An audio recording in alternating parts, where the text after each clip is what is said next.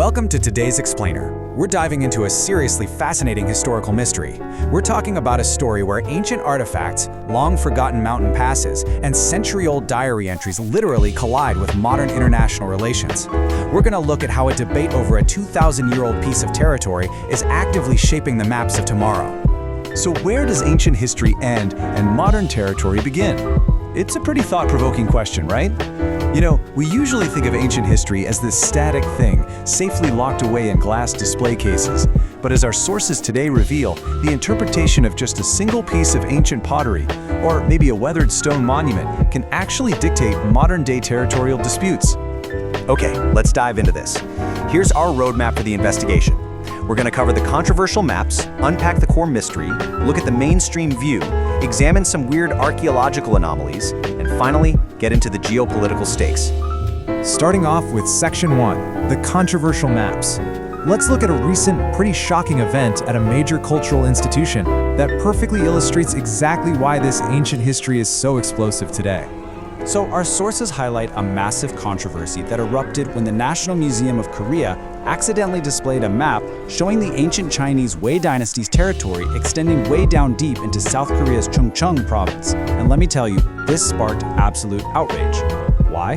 Well, portraying ancient Korean geography as essentially an extension of a Chinese empire is a highly sensitive issue because it's tied to very current geopolitical anxieties. The museum did eventually apologize. They called it a mistake, but critics argued this map actually reflects a deeply rooted historical narrative. To really get the outrage, we have to talk about this term right here, Dongbuk Gongjang, or the North Project. Now, this is a Chinese state-backed historical research initiative. According to the sources, this project argues that ancient kingdoms located in Manchuria and the northern Korean peninsula were actually just local provincial governments of China. So when a map shows Chinese dynasties stretching deep into the Korean peninsula, people don't just see an academic typo. Many view it as directly validating the North Project's modern territorial and cultural claims. Moving right along to Section 2, the core mystery. To really figure out the root of these controversial maps, we need to focus on the geography of one single ancient region called Nangnang. Okay, so the crucial point here is a massive split in historical interpretation. The mainstream academic view asserts that Nangnang-gun, which was a colonial commandery established by the Chinese Han Dynasty, was located right in Pyongyang. But there's an alternative view presented in our sources. This view argues that the Chinese colony of Nangnang-gun was actually located much farther north, up in the Manchuria or Liaodong region. And in this alternative scenario, Pyongyang was actually home to Nangnang-guk, an independent successor state of the ancient Korean kingdom of Gojoseon. So we're looking at a colony versus an independent kingdom. That is a huge distinction. Let's trace how this builds chronologically. Following the fall of Gojoseon, the Han Dynasty established their commanderies. Now, if you believe that mainstream view, that the Han commandery of Nanglong was down in Pyongyang, well then logic dictates that subsequent Chinese dynasties, like the Wei and the Jin, also held territory deep in the Korean peninsula. It's like a giant puzzle. This chronological domino effect is exactly how the fall of an ancient kingdom translates directly into the modern map controversies we're seeing right now. All right, Section 3, the mainstream view, specifically the Pyongyang theory. Let's unpack this widely accepted historical narrative that places this Han colony squarely in Pyongyang. The mainstream perspective basically argues that the Chinese colony in Pyongyang brought in advanced iron culture, which then acted as a catalyst for the development of ancient Korean states.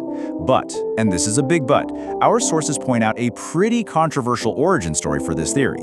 Critics highlight that this entire framework was heavily pushed by Japanese colonial historians, guys like Inaba Iwakichi and Sakino Tadashi, way back in the early 20th century. According to these critics, this narrative was intentionally designed to frame Korean history as starting out with, and fundamentally benefiting from, foreign colonization. Which brings us to Section 4, archaeological anomalies and debates. Now, what's really interesting about this next part is that we get to turn into historical detectives for a minute.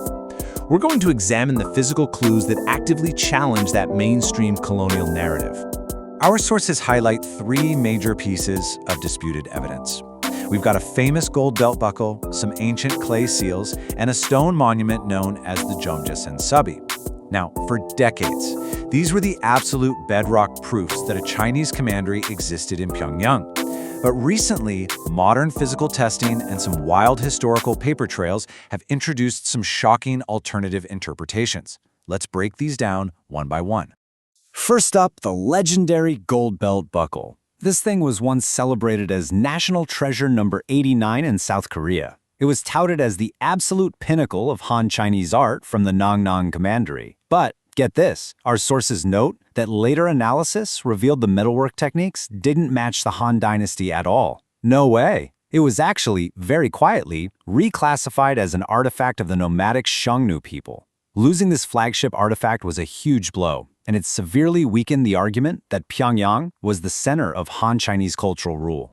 Next, we have the clay seals, which back then were used to secure official documents. For years, finding these seals in Pyongyang was treated as undeniable proof of Chinese administration.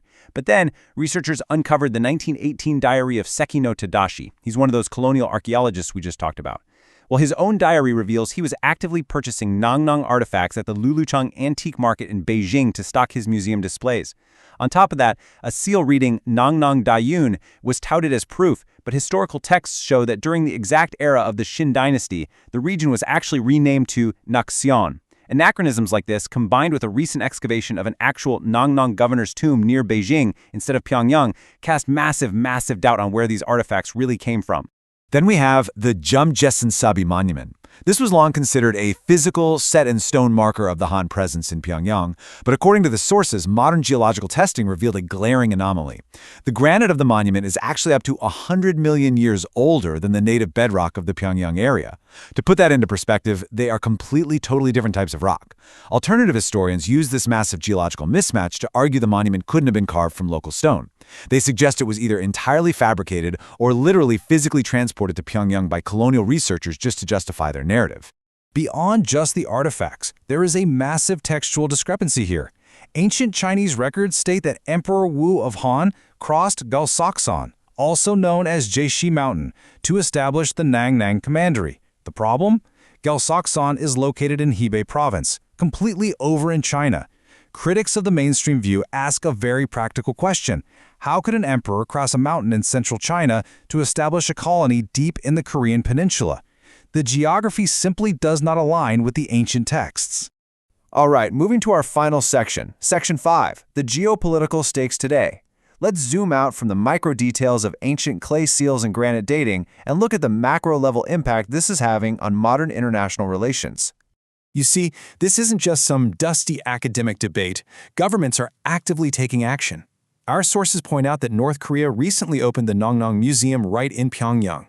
With this museum, they have definitively drawn a line in the sand. They're officially declaring that the ancient region was the independent Korean state of Nongnong-guk, totally rejecting the Chinese colony theory. This is a massive modern development, and it starkly contrasts with a mainstream academic stance that's still held in South Korea today. It really showcases a deep historical divide right on the peninsula. And this brilliantly illustrates why this all matters today.